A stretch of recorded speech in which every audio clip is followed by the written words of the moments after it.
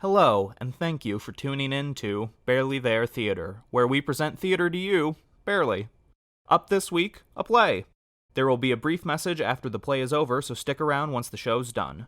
Now please, sit back, relax, and enjoy The DisAstor Riots, featuring Doug Kutzli, Savannah Bay Strandin, and Tristan Tapscott. Jody Macbeth.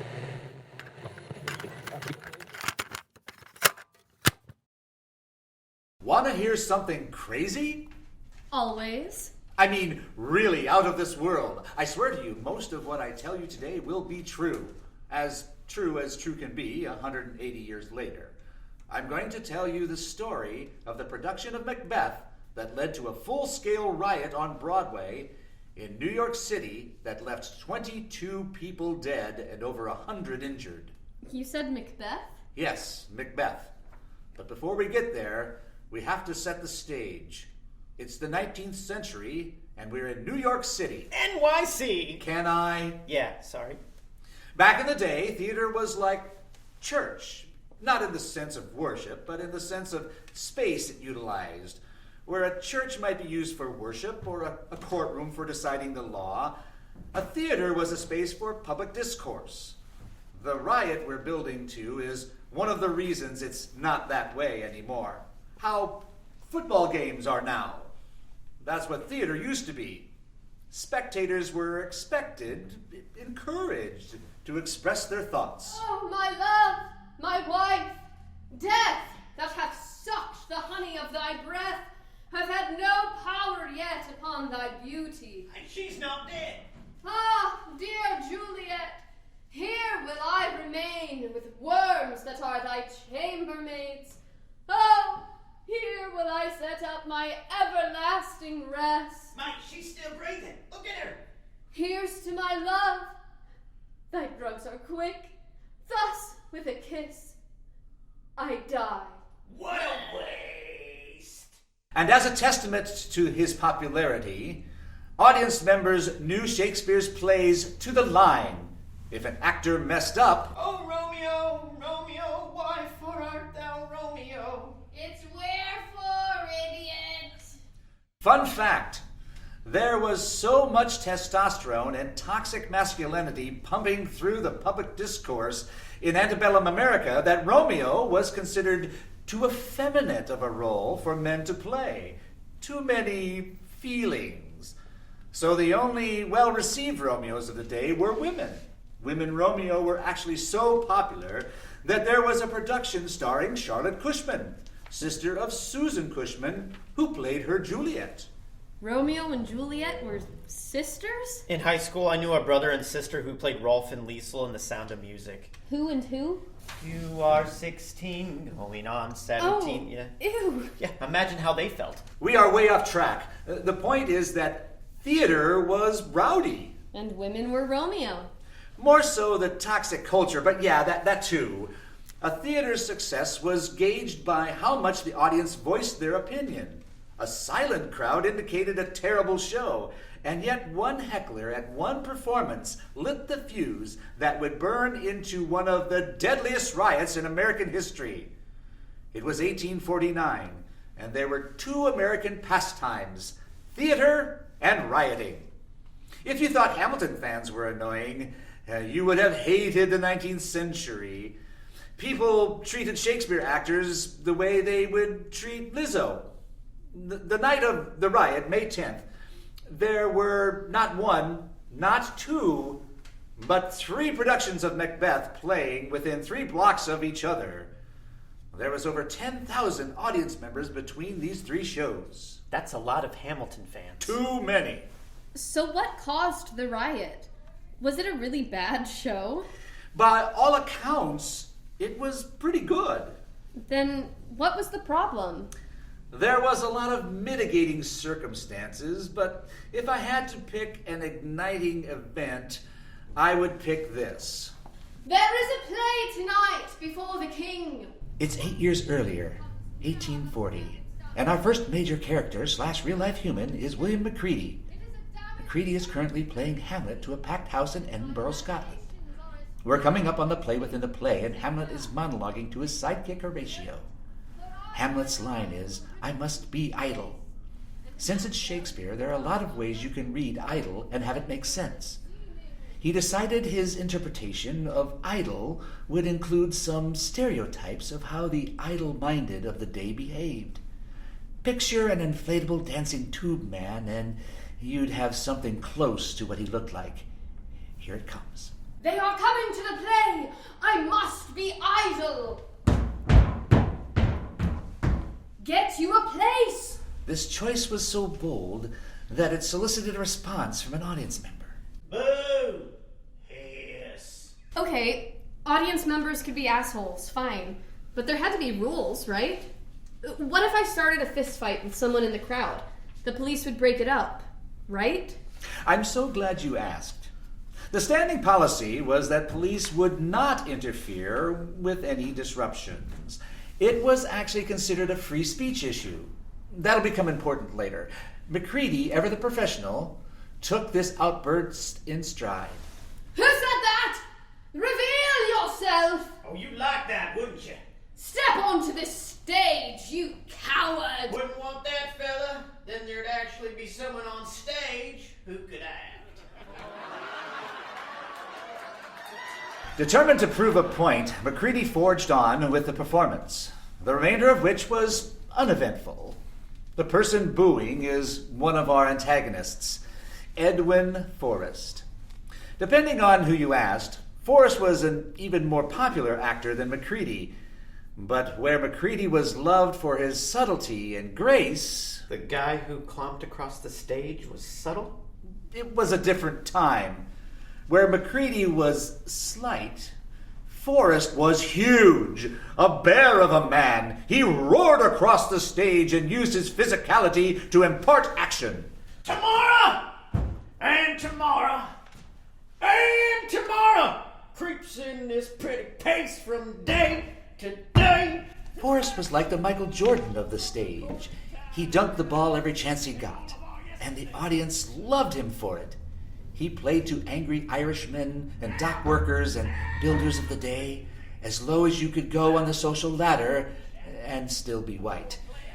The bigger he got, the more they cheered. And then it's heard, no more! It is a tale told by an idiot, full of sound and fury, signifying nothing. Nothing! Forrest didn't act so much as yell, and his fame only grew. And he used that fame to bully his way into any venue he wanted. You see, Forrest really hated Macready. It wasn't just because he thought Macready was a bad actor. It was also because he was British, specifically a foreigner. Forrest was a self-described Native American. I'm assuming that doesn't mean then what it means now? Now, you'd be correct. Back then, a self-described Native American was someone who hated anyone not native to America. Of course, real-life Native Americans weren't native. Black people weren't native. Even the Irish weren't native because they were still immigrants. You had to be white and born in America to white parents. Also not immigrants to be considered native. Sounds about white. This viewpoint bled into all aspects of Forrest's life. He sought to define American excellence, and Macready represented a threat to that. And so he would bounce around the nation as Macready's bitter shadow. Macready played Hamlet in Chicago. Forrest played Hamlet in Chicago, but a block over. Hamlet, Macbeth, Julius Caesar, it didn't matter what role Macready played. Forrest would play the same one as close as he could. You like money, right? Yes? Yeah, of course you do. You're a producer. What other purpose do you have? I also stage manage. Produce me on your stage in the role of Hamlet this Saturday. This Saturday? But Macready is playing down the block in the role of Hamlet this Saturday. You can't expect me to play the same show the same Of course I can! Because I'm gonna make you so much fucking money that your head spins! Come on! Do the right thing. And so it went. If Forrest was a huge actor, then Macready was a methodical one. He was a big fan of the dramatic pause. To be! Or not. To be... I know the line! He was just taking a really long time is all. I'm aware of that. It's called acting. I pause to indicate thought, a concept clearly new to you. He was more popular with audience members than crew members. Let's try that again, shall we? To be or not? The line is... I know what the line is, you intolerable garbage bag of a human! Well, you get the gist. Regardless of their backstage antics, both Forrest and Macready had massive followings in the United States for wildly different reasons. Where Forrest was seen as a man's man, the quintessential American, Macready was seen as classical, refined, the way things used to be and should continue to be. The origin of America versus a bold new frontier. You mean to tell us that these actors were so popular, people rioted and died on their behalf? No, because they didn't. It's just that each man happened to be a lightning rod for a lot of simmering hostility. Class war was brewing. But before we get there, we must set the stage. At the turn of the 19th century, America was undergoing rapid change. In the span of a couple of decades, America doubled, both in size and population, and for the first time, urban centers were beginning to form. People no longer had to work the land all day to survive. Streets, infrastructure, the beginnings of America's blood vessels spread and crept across the land. For the first time ever in America, people had spare time. Hey, Stu, what jobs you got today? Hey, Drew, I need to... Well, hell, I don't know. What do you mean you don't know? Did you milk the cow? Yeah, Built the gazebo? yeah. And what about dredging the I river? got it done last Tuesday. Oh, I'll be damned. I guess you don't have anything to do. What do I do? And so, urbanites flocked to theaters where they were exposed to Shakespeare, minstrel shows, and radical speakers. I have used a word to which is attached an obnoxious meaning. Speak of change, and the world is in alarm. And yet, where do we not see change? What is there in the physical world but change? And what would there be in the moral world without change? The flower blossoms, the fruit ripens, the seed is received and germinates in the earth, and we behold the tree. The aliment we eat to satisfy our hunger incorporates with our frame, and the atoms composing our existence today are exhaled tomorrow. All is change. Within and about us, no one thing is as it was, or will be as it is. Strange, then, that we should jump at a word used to signify a thing so familiar. Who was that? Fanny Wright, the most hated woman in America. That's a high bar to clear, isn't it? What? Do you want the receipts? Fine. Where'd you get a newspaper? And why does it smell? August 1st, 1828. The Christian Watchman. A disgrace to her sex. We regret to learn that Miss Frances Wright, who had the address to ingratiate herself into the favor of General Lafayette and to obtain from him $10,000 for the professed benevolent object of enabling slaves to work out the amount of their purchase money, has become editor of the New Harmony Gazette. Her principles appear to be as infidel and, of course, as lewd as those of the famous but visionary Robert Owen. We are pleased to learn, for the honor of our American ladies, that she is not a native of United States. Which just goes to show the comment section existed well before the internet. Why did people hate her so much? In 1825, she was campaigning for the end of slavery. She decried organized religion, campaigned for women's right to vote, and most offensive of all, promoted birth control and sexual liberation for women. They called her the Great Red Harlot of Infidelity. After attending one of her seminars, Walt Whitman wrote in his journal, More than beautiful, she was grand. She possessed herself of my body and soul. theater was the only place in America that you could truly consider a melting pot. It was the only place you could go and see rich and poor, black and white, men and unmarried women, and more than a common ground, theater was the battleground where new ideas were put to the test. And as with all cultural fads, clergy members would try to steer their flock away from the corrupting pull of theater. In a delightful bit of alliteration and a frightful bit of anti-Semitism, theaters would be referred to as synagogues of Satan. But I digress. Along Macready's tour, tensions began to rise. Get thee to a nunnery! Why wouldst thou be a breeder of sinners? I am myself indifferent honest, but yet I could accuse me of such things that it were better my mother had not borne me. Oh, Macready! Macready, I got something for you! I am very proud, revengeful, ambitious, with more offences at my beck than I have Hey, thought Macready! to put Special them in. delivery! Compliments of your better Edwin Forrest! Ha ha! Half of a sheep's carcass was tossed on stage. Macready, ever the professional, carried on and finished the show. Once the curtains came down, Macready reflected. I have had enough of this God-forsaken land. Bullies and butchers on every corner. Perhaps it's time I return to the motherland. And yet, he persisted.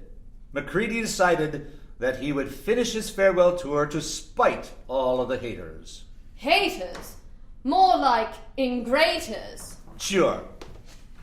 Unfortunately for Macready, his farewell tour was set to close in the worst possible place, New York City.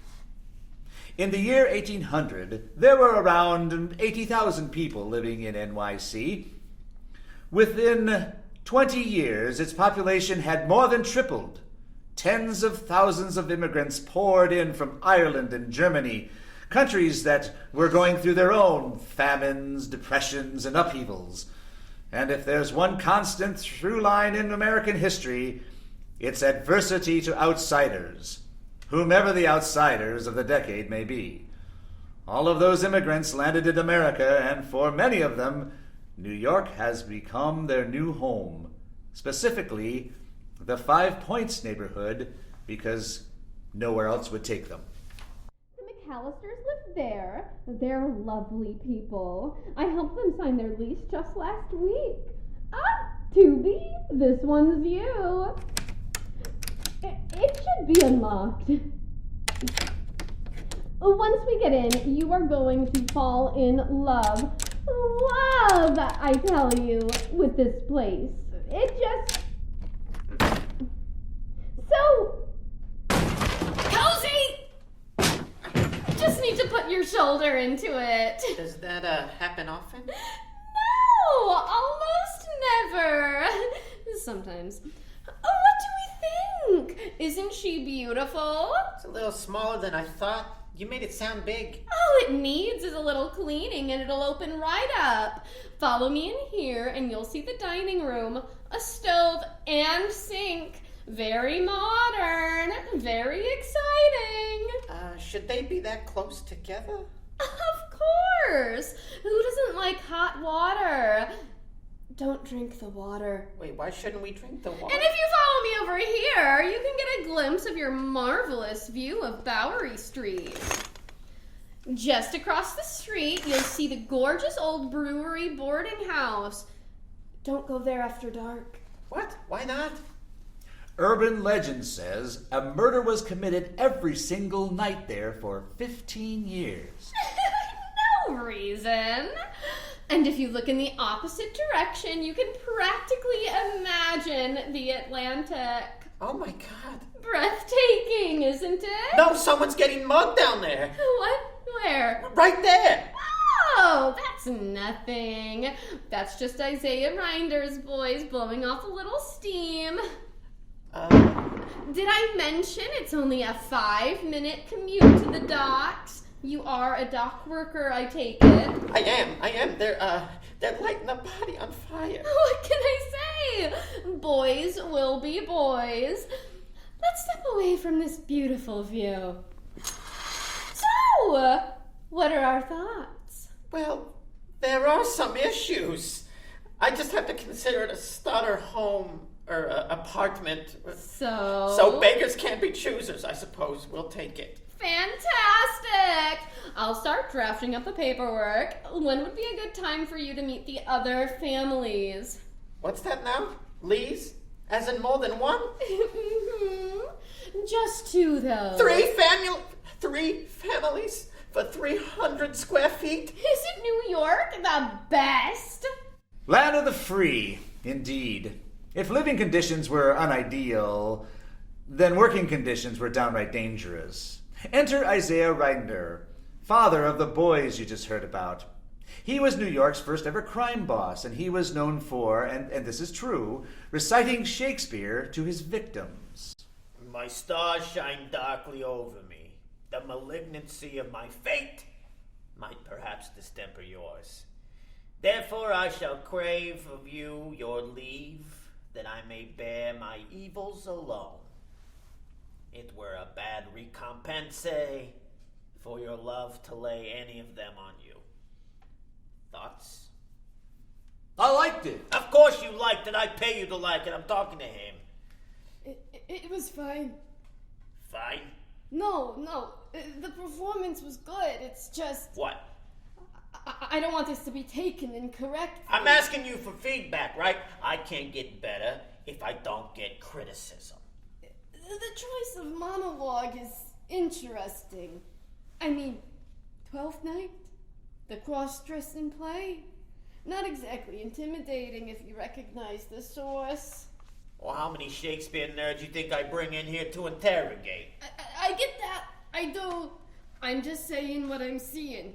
You could have picked Macbeth, Richard III, Titus Andronicus. What are you, a fucking critic?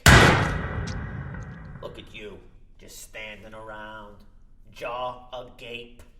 Clean this shit up. We got a load of cod coming in. Cod was the Coke of its day. Not in the illegal sense, but in the absolute money-making potential of it. Whoever controlled the cod controlled the money, and Isaiah Reinders owned the dock workers, so he dictated the flow of money. There wasn't much in New York that he didn't happen without his approval. For instance, when he got wind that a presidential candidate he didn't like might win the state of New York, and thus the election of 1844, he disapproved. Evening, folks. Can I have your attention? If I was all of you, I'd listen.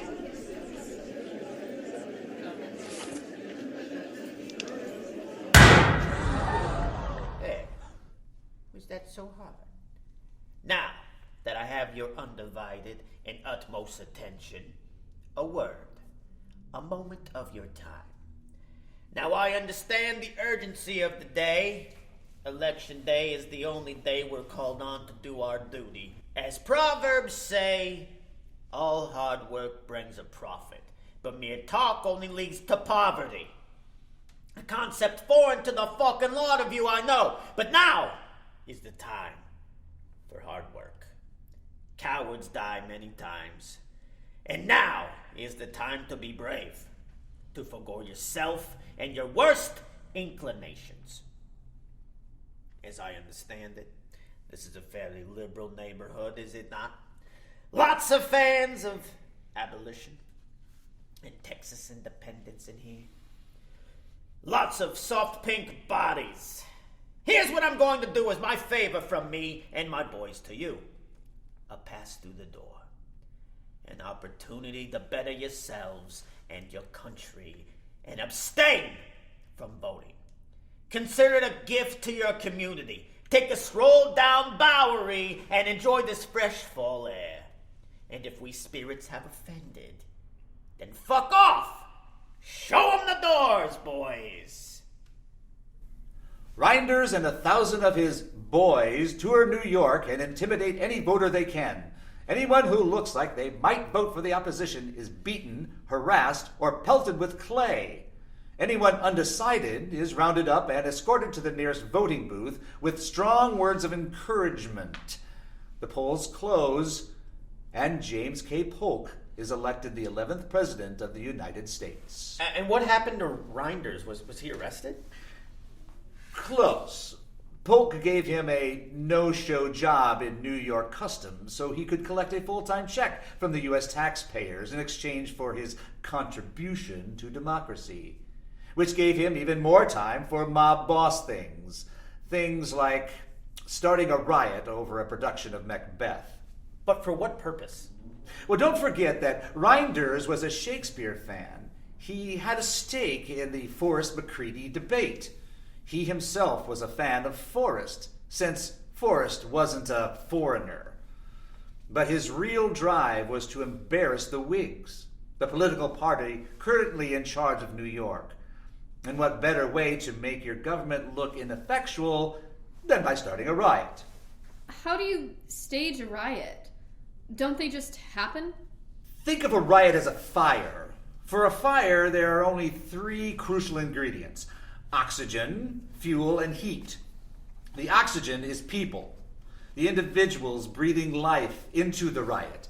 The fuel are the conditions that lead to the riot: economic woes, racial tension, too much dry grass, and the heat can come from any number of places. Too dry of conditions and the sun will do the job itself. Sometimes lightning will strike and set something ablaze, and sometimes... There's an arsonist! Let a guy finish a thought, will you? Jeez! Where was I? Reinders allegedly staged a riot.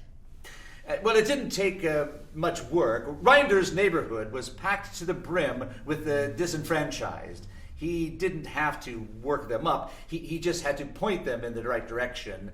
And he couldn't have asked for a better fuel source than the Astor Place Opera House. What was so bad about it?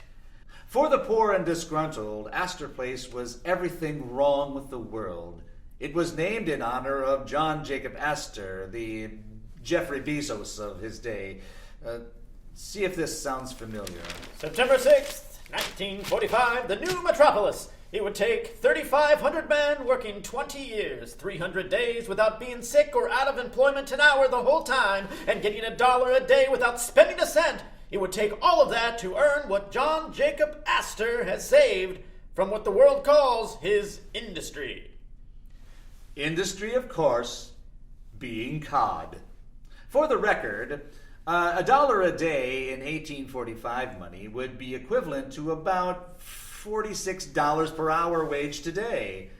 To put all of this in the modern context, it would be like going to see a production of Hamilton at the Bezos Theater, and tickets cost $2,000 minimum, and you could only attend if you wore an outfit designed specifically by Vera Wang.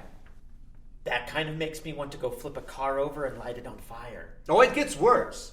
The theater was highbrow. It catered to only the richest and enforced a strict dress code for all of its patrons. Excuse me, kind sir. You cannot attend. Wait, you mean I can't attend? You are not dressed for the evening, sir. I'm wearing my best flannel. Uh-huh. And sir, if you read the sign out front... I can't read.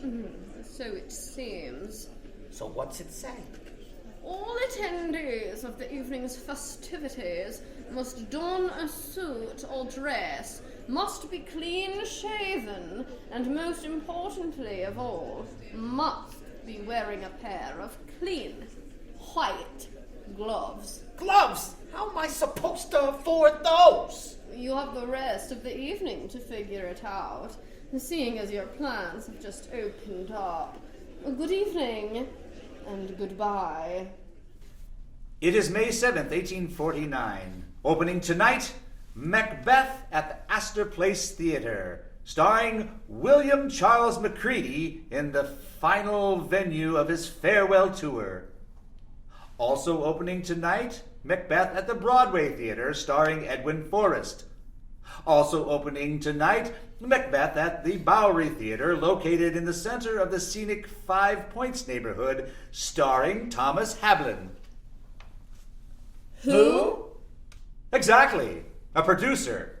He's cashing in on the controversy by selling tickets to those who weren't able to get into the other sold-out performances. He will be performing the role of Macbeth, and he will sell every single seat. Across town, Reinders has been busy. He and his supporters have purchased over 500 tickets to tonight's performance of Macbeth and distributed those to his boys. Excuse me, ladies and gentlemen. It is 7 o'clock and the doors are open. If you need any help finding your seat, there are ushers at every door who can... Hey, coming through! Pardon you. Excuse me? As the clock creeps towards 7:30, audience members notice more and more unsavory people wandering in. Gentlemen not of leisure, but of labor. They were not clean-shaven, did not wear a suit or gloves, and they reeked of cod. Remember how I said audience members were expected to voice their thoughts? The start of the show was always decided by the audience. Macready hears what he thinks is a roar of applause and takes to the stage to begin the show.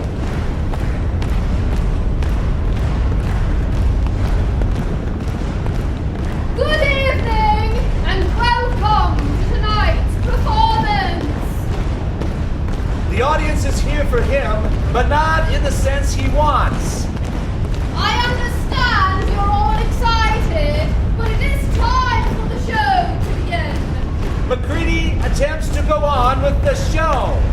So foul!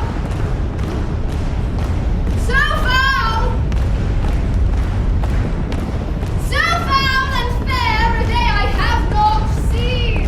But it's pointless. It's impossible for the actors to be heard over the crowd. Macready, ever the professional, decides the show must go on. Actors, we must carry on! Do the show in mime! And so they do. They move through the blocking and gestures to convey emotion. If you can imagine, this doesn't improve the mood of the audience. English aristocrat, something wicked Mr. Tubbs. The protesters are now pelting the stage with eggs, pennies, potatoes, lemons, apples, and... oh, there goes a shoe! Please! Please, everyone! The shower of debris will continue until the third act, when Macready enters with the most unfortunate choice of costumes. Here is our chief guest! The reason the protesters are quite literally ripping the seats out of the floor is because at the top of the third act, Macbeth has been crowned king, and Macready has entered wearing a crown, the very symbol of British oppression.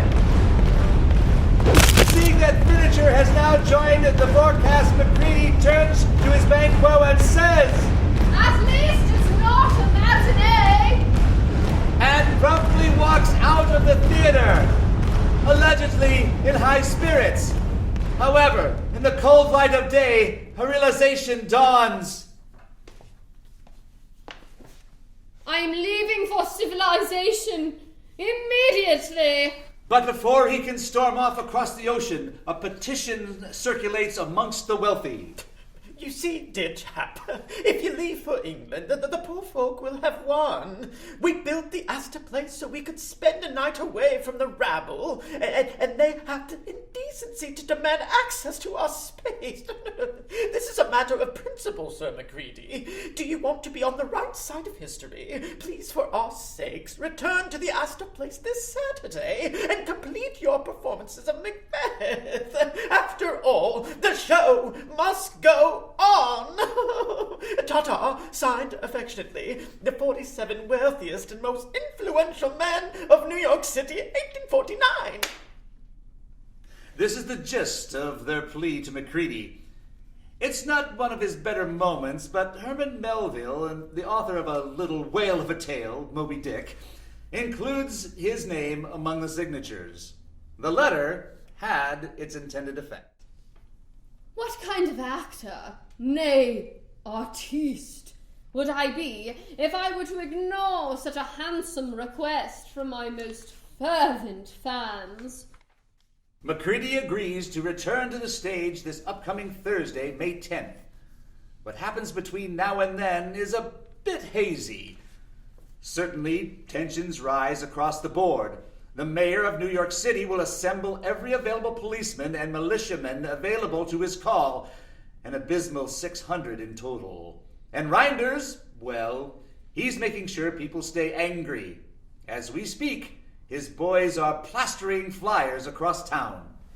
Attention, working men! Shall Americans or English rule this city? The crew of the British steamer have threatened all Americans who shall dare to express their opinions on this night at the English aristocratic opera house. We advocate no violence, but a free expression of opinion to all public men. Working men, free men, stand by your lawful rights. Signed, the American Committee. Thursday comes, and the Astor Place has done what they can to prepare. Windows boarded up. Check. 150 police officers positioned inside.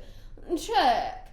A cage assembled in the basement to contain any unruly audience members. Check. Screened all tickets. Unsure of the best way to prevent protesters from getting inside the theater, the Astor Place decides to put small black marks on the trustworthy tickets. 7:30 rolls around again, and the protesters try to start the show. But the ticket screening worked, and significantly less agitators have found their way to a seat. To single out the troublemakers, a final measure is used. The stage manager walks on stage with a sign that reads, "The friends of order will remain silent." And it works. Macready's fans fall totally silent, while the protesters continue to make themselves heard. The police escort them to the cages downstairs, and the show begins. Unfortunately for the actors and audience, weeding out the internal protesters does absolutely nothing to diminish the staggering 10,000 protesters who have gathered just outside the theater. Shortly after the show begins, so too does the assault on the Astor Place Opera House. We had a war over this! America rules England! The protest picks up steam once protesters discover a nearby construction site burdened with too many cobblestones. Move them down the line! A human chain is formed, and cobblestones are passed hand over hand until they reach the theater, at which point they become Aim! Launch! ammunition. Injured! We have injured! Aim! Launch!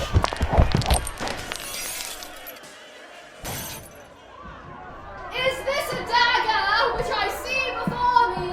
The handle toward my hand. Come, let me clutch thee. Macready, please, the show is not worth this. We need to stop this. I have thee not, and yet I see thee still. Outside, the militia has been called in. The cavalry is the first to arrive. Aim! Launch! Some militiamen are pulled from their horses as they charge into the crowd. The situation continues to deteriorate, but don't worry, the mayor happens to be here. Mayor, sir, please, let us fire our weapons. If you think that is the correct decision to discharge your weapons, then by all means, I won't tell you not to do that. If you indeed do think that it's the right thing to do at the moment in time, I just need a yes or no. did you hear that? Sir? I swear I hear someone saying, Mayor, someone needs me, I should go. Sir! But the mayor's gone, and he won't be returning. Coincidentally, the play inside has reached its climax. Bring it after me! I will not be afraid of death and bane, till Burnham Forest come to Dunsinane. The forces of Macduff have come to claim the revenge for the death of their king, Duncan. Macbeth stands against a siege of scorn, and for a brief moment, art imitates life. Hang out our banners on the outward walls! The cry is still, they come! Our castle's strength will laugh a siege to scorn! The crowd inside goes wild as the crowd outside goes wild. Fire into the air! We don't want any injuries! Is anyone hurt? Anyone? No, they're firing blanks! Aim lower! Just over the heads! They kill an American for the British! And then, without warning, Reload! Aim! Fire! the crowd is finally driven back. Lafayette Street is riddled with bullet holes, cobblestones, and pools of blood. Over 20 protesters lay dead, with dozens more injured. Dozens of injured police, too. In the cold light of day, things get worse. Please. Questions one at a time. Mr. Mayor, is there any truth to the statement that the Astor Opera House will be blown up? That's not a statement. That's a rumor. Next question. What do you want? Mr. Mayor, is there any truth to the statement that your house will be burned down? None. Next question. Do you not see the crowd of other people with questions? Huh? Will there be any more violence tonight? I can promise you there will not be any further violence. Just today, 1,000 deputies and 2,000 infantrymen have come into New York. We are more than prepared for any further issues. The city has never been safer. No further questions. Do you have anything to say to the citizens of New York? Those who are scared and angry after the murders at the Opera House. Murders? I do, actually.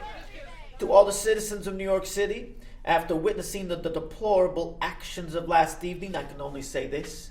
Shame on you. You think you have the right to protest as you please, to disrupt the evening and leisure of those who make more than you can even dream about? And there are rumors of some of yous trying to act tough? I would advise against that. We've arrested dozens of you, and we would cherish the opportunity to arrest dozens more. And good luck trying to arm yourselves. My office was informed today that the agitators of last evening attempted to rent 2,000 firearms for recreational use. This is America, and you can't even afford a gun. You know what a business loves more than renting? Buying. And who has more money than me and my friends? You and your anger are a joke. This is what I say to every citizen of New York who's thinking of coming out tonight. You do not have a monopoly on violence. That evening, anywhere between 10 and 25,000 furious people gathered downtown. Orator after orator spoke to the crowd until Reinder takes the stage. Friends, Germans, Irishmen, lend me your ears. I come to offer the truth, not reconciliation. The evil that men do lives after them. The good dies with them. Reinders goes on, decrying foreigners, the rich, freed and captive slaves alike, anyone he could target as less than American. It doesn't reach the entire crowd, just enough. 5,000 march on Astor Place, torches ablaze. When they arrive, they are greeted with cannon barrels pointed down the avenue. Despite a long and tense standoff, violence doesn't erupt, and the crowd goes home. The Astor Place riots have come to a close. What happens next? Another 127 years of history. Care to narrow it down? I meant from the riots. Did Reinders ever go to jail? No. He went into politics. And what about Forrest? He saw his popularity dwindle after the riot, and as for Macready, He's left for England, never to return to America. For cultural impact, the newspapers of the time tell us very much and very little. Articles were split along party lines whether the riot was even a riot or whether it was a tragedy or a resounding success. To the capitalists of the old world, the recent Astor Place riots should demonstrate beyond a shadow of a doubt that your assets will be protected here in America. Yes, there was disruption, and yes, some damage was done, but the police did not hesitate to shoot those who sought to bring harm to a renowned institution. What other countries could claim they have such resolve? Versus the other side of the aisle. No good can come of the recent tragedy at the Astor Opera House. How can any continue knowing what they know now, that Americans despise the sight of one another? Even after the repairs are made and the dead are mourned, there is lasting damage to the American fabric, a loss of neighborly attitudes. It is a shame and tragedy that will have untold consequences. Shortly after the riots, the Astor Place Opera House was permanently closed. Its insides were gutted, and the building was converted into the New York Mercantile Library until it was demolished in 1890 and replaced with the building that stands there today. And for real long-term effects, the Astor Place riot led to the strengthening and militarization of the nation's first police force, the NYPD. That's a bummer. I don't mean to imply that no good came from these events. The need for a shared public space did not go unheard. Shortly after the riots, the plans were cemented for what we now know today as Central Park, a bastion of nature in the city that never sleeps. Well tamed, and like a buzzard. Oh, slow-winged turtle, shall a buzzard take thee? Aye, for a turtle, as he takes the buzzard. Come, you wasp, in faith you are too angry.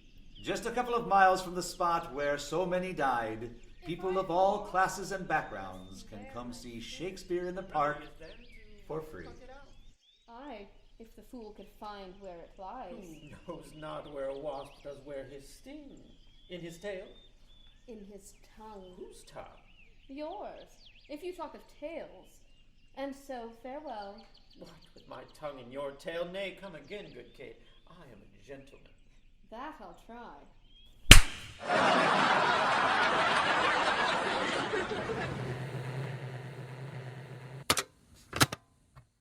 Thank you for listening to this month's play. The goal of Barely There Theater is to create plays and entertainment for people free of charge, anywhere they want, anytime they want. Subscribe to us for mostly weekly updates with new audio plays, rehearsals, and whatever else might come up. We do ask that if you liked what you just listened to, consider donating to us at our website, barelytheretheater.com. And if you're in a position where you can't afford to donate, that's okay too. Consider passing this episode along to someone who you think will enjoy it. Get a hold of us at our email address, feedback@barelytheretheater.com, or leave a comment below if you're listening on YouTube. Tune in the upcoming weeks for a behind-the-scenes look at the rehearsal process of the play you just listened to, where you can hear the growth, bloopers, and whatever tangents we may spiral off into. Once again, thanks for listening to Barely There Theater.